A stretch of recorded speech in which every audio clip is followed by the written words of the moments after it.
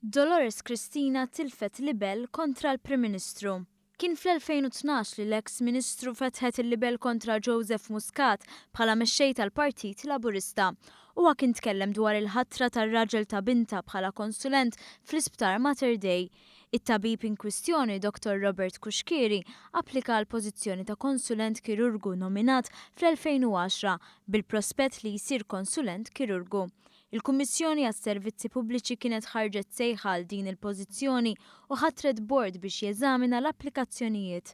Kuxkieri jintażel mill-bord fl-2011 imma ftit wara l-Assoċjazzjoni Medika Maltija sejħet li l-Kummissjoni tinvestiga l-eliġibilità tiegħu minħabba li ma kellux esperjenza ta' sentejn full-time fil-kirurġija ġenerali kif meħtieġa biex ikun eligibbli. 3 applikanti oħra li rridu l-istess pożizzjoni appellaw l-għażla favur Robert Kuxkieri.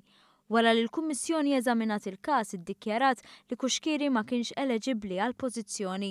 Fix-xhieda tiegħu il-Prim Ministru qal li l-kumment tiegħu intqal fid-dawl li Dolores Cristina ma pprovdiet ebda risposta meta kienet interrogata mill-mezzi tax-xandir dwar il-ħatra ta' bina tar-rispett. Silenzju li Muscat kien iddeskrivih bħala xokkanti.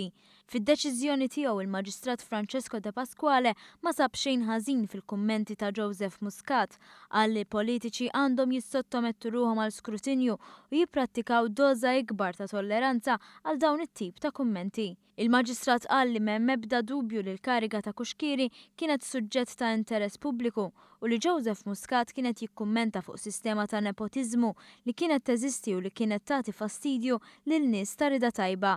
Joseph Muscat ma allegax li Robert Kuxkieri intażel purament minħabba nepotiżmu, iżda kkundanna l-fatt li l-meritokrazija ma kienitx għadha teżisti.